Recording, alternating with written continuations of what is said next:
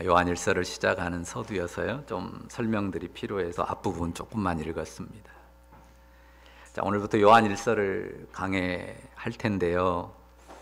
자, 교회가 보존한 이 요한의 편지가 3개예요. 그래서 요한 1서, 요한 2서, 요한 3서 숫자로 구분해서 이름을 붙였습니다. 그 첫 번째 책이 요한 1서입니다. 물론 대부분 아시지만 혹시 모르는 분들을 위해서 요한이 누군가 먼저 살피도록 하겠습니다. 요한이란 이름은 독특하고 특별한 이름은 아닙니다. 근데 성경에 나오는 요한이라는 이름으로 특정되는 대표적인 두 사람이 있어요. 누구와 누굽니까? 세례 요한 그리고 사도 요한이에요. 구분하기 위해서 앞에다 세례 그리고 사도 이렇게 붙였는데요. 세례 요한은 예수님보다 더 먼저 태어나서 앞서서 선지자의 사역을 감당하고 예수님을 소개했던 인물입니다.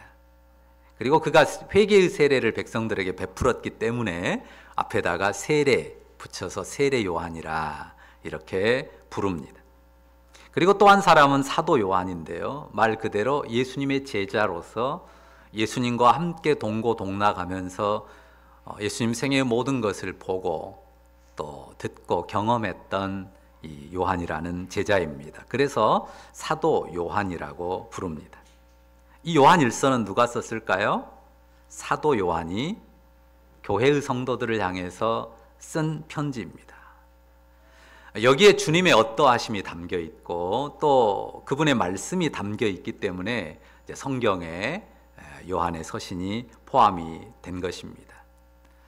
자, 여러분도 아시다시피 짧게 쓴 요한 1서, 2서, 3서 말고 또 요한의 저작이 성경 가운데 들어 있습니다. 뭡니까? 요한복음이죠. 그래서 요한 1서의 시작과 요한복음의 첫 부분이 아주 유사합니다. 요한복음 1장 1절 우리가 아까 교동문에서 읽었는데요. 이렇게 시작합니다. 태초에 말씀이 계시니라. 이 말씀이 하나님과 함께 계셨으니 이 말씀은 곧 하나님이시니라. 오늘 요한일서 1장 1절은 어떻게 시작합니까? 태초부터 있는 생명의 말씀에 관하여는 우리가 들은 바요, 눈으로 본 바요, 자세히 보고 우리 손으로 만진 바라 그래요. 자, 요한복음에도 요한일서에도 첫 단어가 태초예요. 태초. 자, 태초라는 말은요, 한자 말이잖아요. 클 태자, 처음 초자. 큰 처음. 그냥 쉽게 말하면 맨 처음이다. 그 말입니다. 이제 원래 그리스어로, 헬라어로 성경이 쓰였으니까요. 그리스어도 더 단순하게 돼 있어요. 그냥 시작이라는 단어. 그냥 시작에 이렇게 돼 있습니다. 자, 시작이라는 단어, 태초라는 단어가 나왔으니까요. 자, 시작이라는 단어에 대한 여러분의 경험을 한번 묻고 싶어요. 이 시작이라는 단어와 함께 여러분이 가진 어떤 경험 혹은 사연이 있습니까? 맨 처음에 뭐가 있었을까? 시작에 맨 처음에 무엇이 있었을까? 이런 생각은 아주 특별한 사람만 하는 생각입니까? 모두가 다 해보는 생각입니까? 특별한 사람만 하는 생각 아니죠. 아마 우리 예준이 또래 돼도 이 온 세상에 맨 처음에 뭐가 있었을까 충분히 생각해 볼 수 있습니다. 자, 만약에 타임머신이라고 우리가 보통 말하는 그 기계가 있다면 그걸 타고 가서 우리가 보면 좋죠. 역사에 처음으로 거슬러 올라가서 그때 뭐가 있었고 어떻게 생겼는지 다 볼 수 있으면 얼마나 좋겠어요. 그거는 상상 속에서 가능한 일이지 실제로는 불가능한 일입니다. 그리스 철학자 중에요. 고대 철학자 중에 탈레스라는 사람이 있었어요. 철학자들도 특별한 생각하는 거 아니에요. 우리 보통 사람들과 똑같이 생각합니다. 태초에 뭐가 있었을까? 맨 처음에 뭐가 있었을까? 이 사람은 BC 6, 7세기 사람인데요. 이 탈레스라고 하는 이 철학자는 물이 세상 모든 것의 근원이다. 거기서 시작했다라고 이야기를 했습니다. 그보다 조금 뒤에 나오는 아닥시메네스라는 사람이 있어요. 그 사람은 뭘 말했냐면요. 조금 더 진보했다고 할까요? 공기가. 이 세상 모든 것의 근원에 공기가 있고 공기에서 모든 게 출발했다. 이렇게 말을 했습니다. 근데 그런 식의 주장에 대해서 어떻습니까? 아, 그렇지. 탈레스 말이 맞네. 낙시메네스 말이 맞네. 이런 동의가 확 마음에서 일어납니까? 그렇지 않습니다. 학문이 깊지 않은 일반인도 그러면 그 물은, 그 공기는 어디서 왔어? 누가 만들었어? 그런 의문이 일어나고요. 되묻게 됩니다. 그건 누가 만들었어? 그러면 의문을 품습니다. 그리고 그 이후에도 이제 유명한 그리스 철학자들이 나와요. 여러분이 다 아는 이름, 그 유명한 그리스 철학자 누구 있죠? 요즘에는 야구장에서 굉장히 그 이름을 많이 부릅니다. 누구예요? 소크라테스. 소크라테스가 그 후에 그리스 철학의 아버지처럼 됐고, 이 소크라테스의 제자가 아리스토텔레스 그리고 플라톤 그래요. 그러니까 소크라테스, 아리스토텔레스, 플라톤, 이 사람들이 그리스의 철학의 어떤 정말 큰 터전을 놓았고, 그 뒤에 역사에서 뭐 스토아 학파라고 하는 스토아 철학이 주류를 이루게 되고, 그게 로마까지 이어져요. 그러니까 성경 시대의 배경을 이루는 철학은 이 스토아 철학이에요. 아까 말한 탈레스도 시작되고 뭐 소크라테스, 아리스토텔레스, 플라톤, 그리고 스토아 철학으로 이어지는 그 철학이 그리스 로마 세계의 이 사상적인 근간을 이루고 있다는 말입니다. 이들의 계속되는 고민이 있어요. 우주의 처음, 역사의 시작은 뭘까? 계속 묻는 거예요. 고민하는 거예요. 답을 찾으려고 하는 거예요. 근데 답을 찾았을까요? 딱 선명하게 답을 제시하기가 굉장히 어렵습니다. 그래서요, 아리스토텔레스가 이런 제안을 했습니다. 어떤 제1 가장 오래된 그 원인이 뭐냐, 그 시작이 뭐냐, 이걸 규정하기 어려우니까요, 그냥 논리적으로 정리를 했어요. 제1원인이라고. 그러니까 모든 것의 출발이 되는 제1원인을 가정하자. 제1원인이 있다고 설정하자. 그래서 그냥 제1원인이라고 불렀어요. 그런데 이제 그 제1원인은 뭔가 이 세상하고는 달라야 되잖아요. 그러니까 아리스토텔레스는 이런 설명을 해요. 감각할 수 없는, 감각의 대상들과 떨어져 있는 영원하고 불변한 어떤 실체라고, 그 실체가 있다고 규정합니다. 왜냐하면 이 세상에 있는 것들은 다 변하잖아요.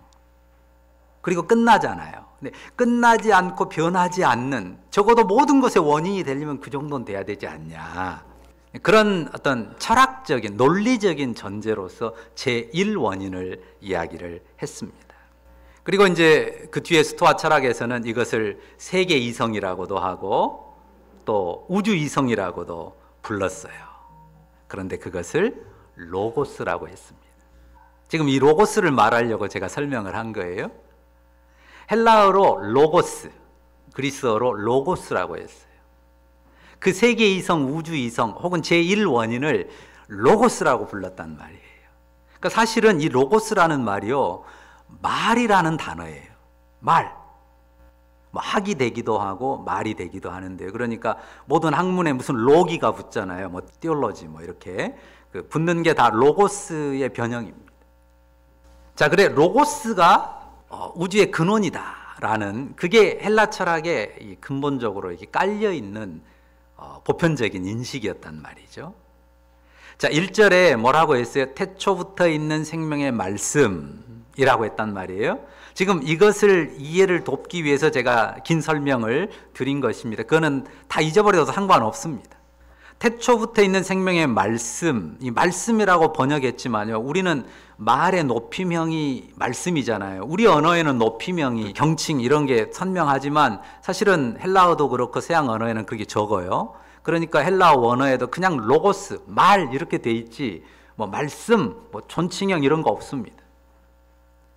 당시 세상 일반 학문에서 보편적으로 사용하고 있는 이 로고스라고 하는 용어를 가져왔어요. 왜냐하면 로고스가 만물의 제1원인이고 그것이 우주의 근원이라고 사람들이 생각하는 그 기본 바탕이 문화적으로 깔려 있기 때문입니다. 그런데 철학자는 로고스에 대해서 어떻게 생각을 했어요? 그냥 알 수 없으니까 논리적으로 올라가면 뭔가 시작이 있을 거 아니냐. 그거를 로고스라고 제1원인이라고 이름을 붙였는데, 그거를 세계 이성, 우주 이성으로 하니까 이 말이라고 하는 게 그와 연관되어 있어서 로고스라고 붙인 겁니다. 그런데 놀랍게도 성경은 이 헬라 철학이 로고스를 말하기 전에 하나님의 로고스가, 하나님의 말씀이 온 우주와 만물을 창조했다고 선포했어요. 헬라 철학에서 로고스 개념이 나온 것은 2, 3세기거든요. BC 2, 3세기 이전이에요. 그런데 구약 성경이 쓰인 것은 BC 약 8, 9세기 이전으로도 보니까요. 그렇게 오래전에 성경은 처음부터 하나님의 로고스, 하나님의 말씀이 이 세상과 온 우주와 만물을 창조했다라고 선포했습니다. 그 말씀이 바로 이거예요. 태초에 곧 맨 처음에 하나님의 말씀, 생명의 말씀이 있었고 그 하나님의 로고스가 만물을 만드셨다고 선포하는 것입니다. 그러니까 스토아 철학자들은 그냥 논리적으로 알 수 없는 것을 막 거슬러 올라가다 보니까 가정으로 그걸 설정했단 말이에요. 그러나 성경은 그냥 가정으로 설정한 게 아니에요. 하나님이 계셨어요. 창조주 하나님이 계셨고 전능자 하나님께서 자기의 뜻으로 인격체의 결정으로 만물을 만들었어요. 헬라 철학에서는요, 이 제1원인 로고스가요, 이게 논리적인 산물이란 말이에요. 그러니까 모든 이야기가 가상의 논리로 이어집니다. 그래서 그 사람들은 어떻게 이야기하냐면요, 이 세상의 창조가 그냥 자기들이 가정하는 거예요. 그 제1원인인 그 불변의 그 실체는 그냥 충만해서 넘칠 것이다. 그러니까 막 넘쳐가지고 흘러내려왔대요. 그 흘러내려와서 천사도 되고 세계도 되고 만물도 되고 인간도 되고 이게 쭉 흘러왔다 그래요. 그냥 흘러서 그냥 어찌 말하면요, 우연히 생긴 거예요. 뜻해서 생긴 게 아니에요. 그 제1원인께서 내가 만들어야 되겠다 이렇게 결정해서 만든 게 아니고 만들기를 원치도 않았는데 막 충만해가지고 흘러내려가가지고 생긴 거예요. 우연히 생긴 거죠. 그런데 성경은 인격체고 스스로 자기 뜻과 의지를 가진 창조주 하나님께서 원하셔서 세상을 만들었다. 그리고 철학에서는 제1원인이 그냥 그 엄청난 뭔가 우주를 만든 기운이니까요. 이게 여기에서 흘러나왔잖아요. 그러니까 그들의 표현으로 하면 만물에 다 신이 깃들어 있어요. 그 제1원인이 흘러나와가지고 만물이 됐으니까. 그러니까 범신론이 되는 거예요. 좀 다른 종교에 있는 분들 그러잖아요. 저 돌 하나, 풀 한 포기에도 다 신이 깃들어 있느니라. 이런 말 한단 말이에요. 성경은 태초에 하나님이 온 우주와 만물을 그분의 말씀으로, 인격적인 말씀으로 창조했다고 그렇게 선포합니다. 창조주 하나님 그리고 그분의 말씀, 그분의 로고스가 우주와 만물의 근원입니다. 이렇게 믿고 고백하면 아주 단순한 일이고 간단한 일이거든요. 근데 머리 좋은 분들이 이걸 못 믿으니까 막 복잡하게 논리를 만들고 어려운 이야기들을 하는 것입니다. 이 믿음이 없으면 그렇게 되는 거죠. 그러니까요, 여러분들이 무슨 고도한 철학을 몰라도 쫄릴 거 하나도 없습니다. 무슨 깊은 학문을 알고 고도한 철학이 있다고 해서 그들이 아는 게 아니에요. 자기도 모르는 것을 더 어려운 말로 막 설명하는 것 뿐이에요. 우리는 그런 고도의 철학적인 용어들을 모르고 그런 세계를 몰라도 창조주 하나님이 자기의 뜻으로 온 우주와 만물을 만드셨다 믿고 그 믿음으로 확인하는 것입니다. 자, 고도한 철학이나 학문 이런 것들이 삶의 지혜와 능력이 될까요? 조금, 어느 정도는 됩니다.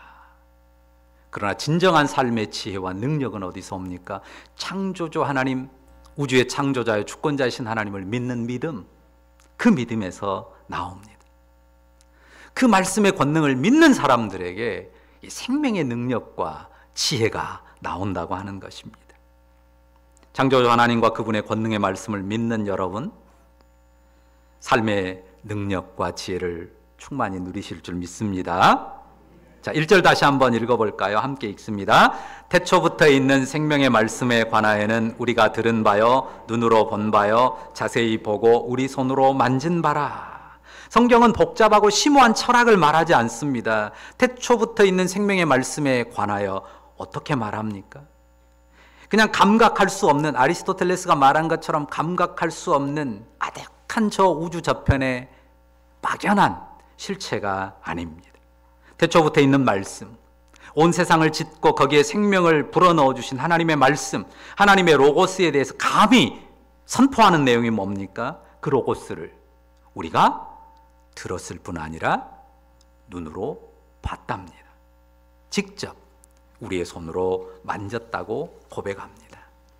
자, 말이 안 되잖아요. 우주가 생성되기 전이란 말이죠. 시간이 시작되기도 전이란 말입니다.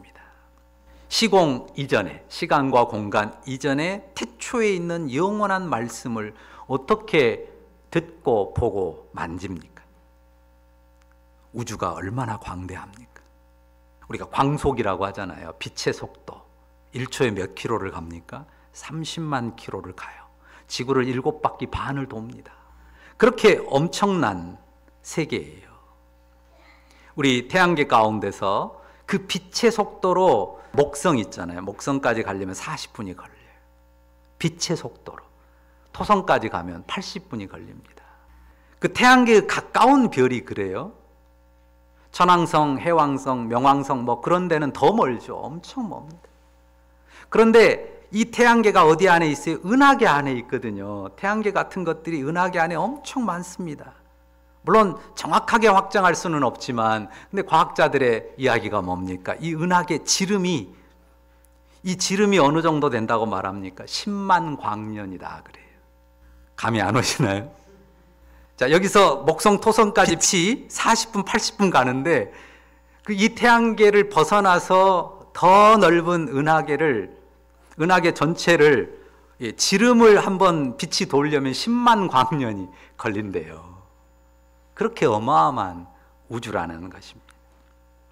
그러니까 우리가 이 우주를 만드신 하나님을 만나기 위해서 어딘가로 가야 된다면 그 어마어마한 거리, 그 지극히 작은 부분도 못 가서 끝나요. 시간은 어떻습니까? 시간으로 거슬러서 과거로 갈 방법이 여러분에게, 우리에게 있습니까? 없습니다. 우리가 어떻게 그분을 보고 그분에게 듣고 그분을 만집니까? 2절 보시죠. 같이 읽을까요? 이 생명이 나타내신 바 된지라 이 영원한 생명을 우리가 보았고 증언하여 너에게 전하노니 이는 아버지와 함께 계시다가 우리에게 나타내신 바 된 이시니라. 우리가 가볼 수 없어요. 우리가 어떻게 과거로 돌아가고 그 드넓은 우주 끝을 벗어나 가서 보거나 만질 수가 있겠습니까? 그런데 그 태초부터 있는 생명의 말씀이, 하나님의 로고스께서 자신을 세상에 나타내신 것입니다. 사람들이 듣고 보고 만질 수 있는 형태로 세상에 임하셨어요. 시공세계를 초월한 영원의 세계에서 아버지와 함께 계시다가 우리에게 나타내신 바 되었습니다. 그분이 누구입니까? 바로 우리 주 예수 그리스도이십니다. 우리와 같은 사람의 형체로 나타나셨고 인생으로 사신 하나님의 아들 우리 주 예수 그리스도이십니다. 3절을 함께 읽어보죠. 같이 읽습니다. 우리가 보고 들은 바를 너희에게도 전함은 너희로 우리와 사귐이 있게 하려 함이니 우리의 사귐은 아버지와 그의 아들 예수 그리스도와 더불어 누림이라. 사도 요한은 직접 그분에게 들었습니다. 직접 그분을 보았습니다. 직접 그분을 손으로 만졌습니다. 그 놀라운 감동이 자기 영혼에 또렷이 새겨져 있는 것이고 그 감동을 말하는 것입니다. 흔히 이 세상에서 굉장히 성공적인 사람들이 바라는 게 있어요. 이런 이야기를 하더라고요.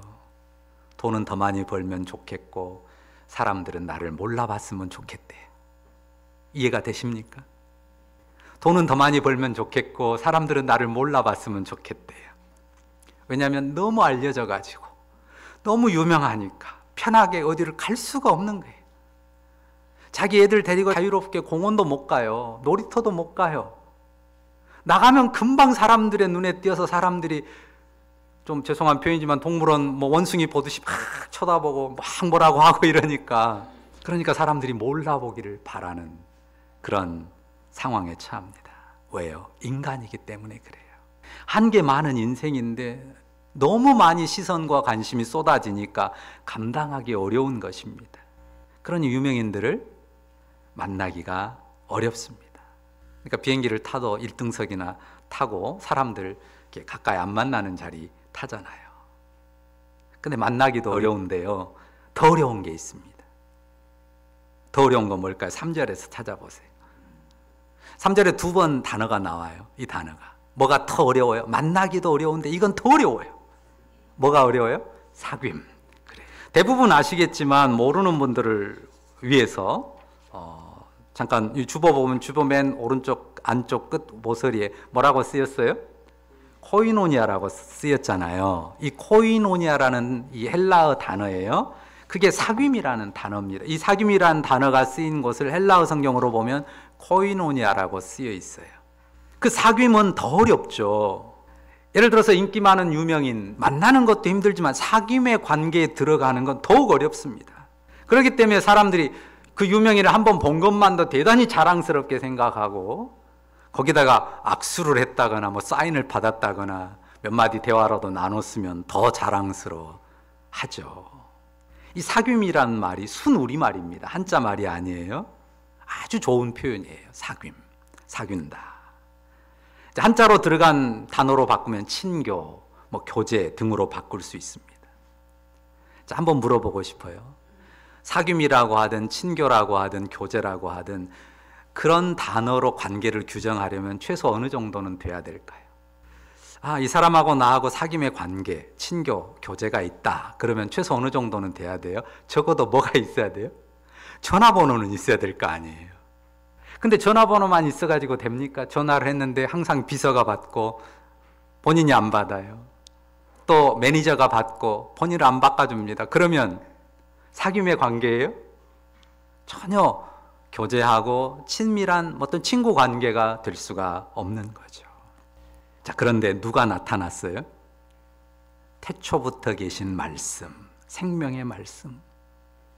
온 우주를 만드신 하나님의 로고스, 그분의 생명이 우리와 같은 형체로 임하셨단 말이죠. 그뿐만이 아니라 허물지고 천한 인생들과 거리를 두지 않으세요. 허물지고 천한 인생들에게 너는 거기쯤 있고 가까이 오지 마. 경원들을 통해서 그냥 다 멀리 먼 거리에 두지 않는단 말이죠. 가까이 다가오게 허락하시고 자신을 보여주셨어요. 만지게도 하셨습니다. 그걸 사도들이 경험했습니다. 그런데 그 사도들에게만 특별하게 허락했습니까? 그래서 사도들이 우리는 적어도 그 위대한 분과 아주 특별한 관계를 우리는 경험했어. 너희들은 그쯤은 안 돼 라고 말하는 게 아니에요. 그들만의 자랑으로 준 게 아닙니다.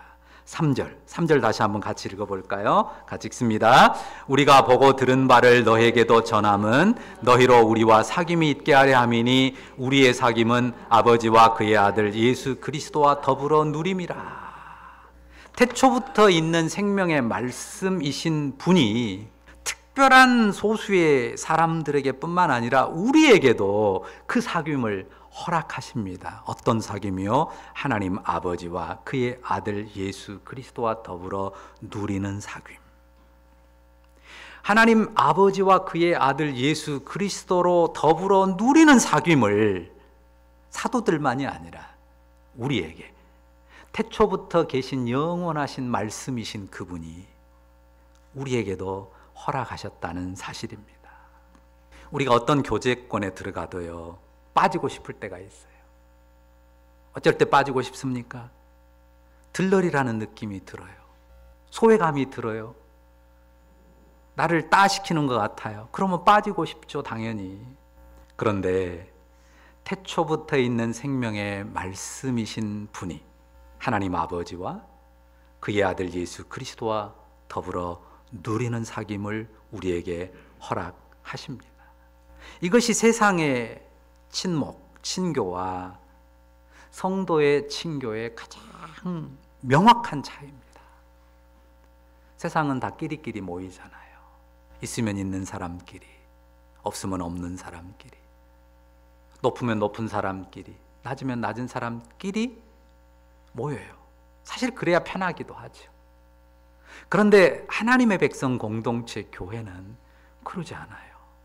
왜 그럽니까?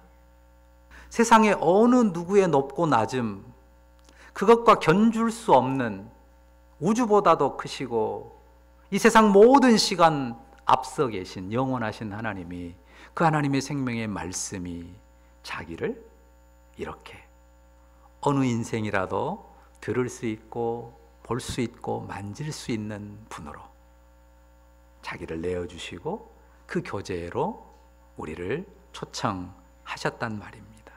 그러니까요, 높고 낮음이 있을 수 없습니다. 그 높은 분을 모신 교제인데 그 안에서 누가 자기가 높다고 대단하다고 으스대며 교만을 떨겠습니까? 그 높으신 분 앞에서 사람들끼리 뭐 차이 있다 할 것도 없는데 내가 못났다고 열등감에 빠지고 또 혹은 누구는 초라하다, 부족하다, 격에 떨어진다고 말할 사람이 누가 있겠습니까?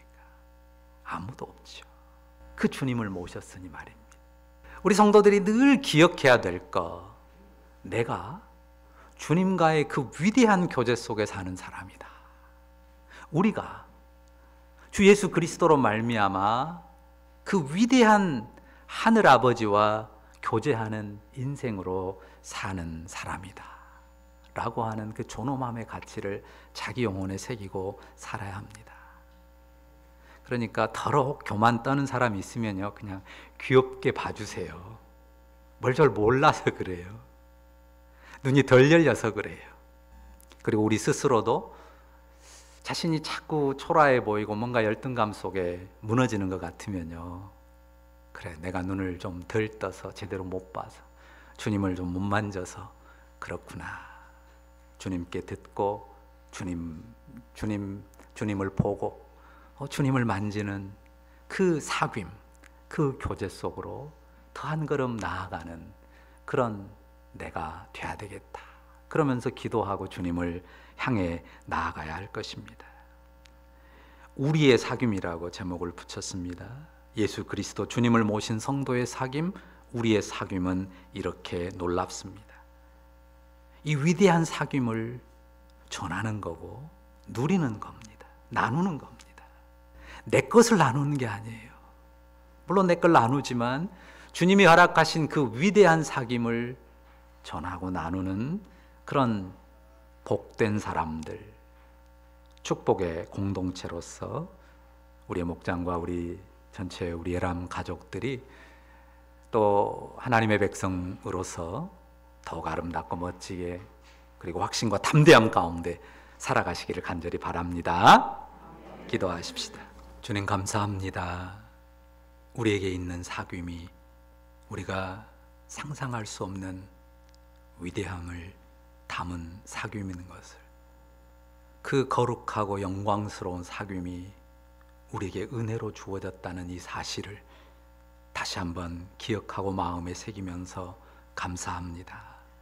때로 인간의 사귐들 속에서 상처받을 때 있습니다. 또 상처를 줄 때도 있습니다. 상처를 받지도 않고 주지도 않는, 늘 이 영광된 사귐을 기억하고 그 영광된 사귐 안에서 하나님 앞에 살아가는 우리 성도들 되게 하여 주옵소서. 하나님, 우리 공동체가 그 영광스러운 사귐의 공동체로 그 영광스러운 사귐을 나타내고 전하는, 그리고 누리며 기뻐하는 그런 공동체 되게 하여 주옵소서. 우리의 삶에 그 영광과 기쁨이 가득하게 하신 우리 주님께 감사합니다. 그것을 누리고 나누고 전하는 우리의 삶이 되게 하옵소서. 예수님의 이름으로 기도합니다. 아멘.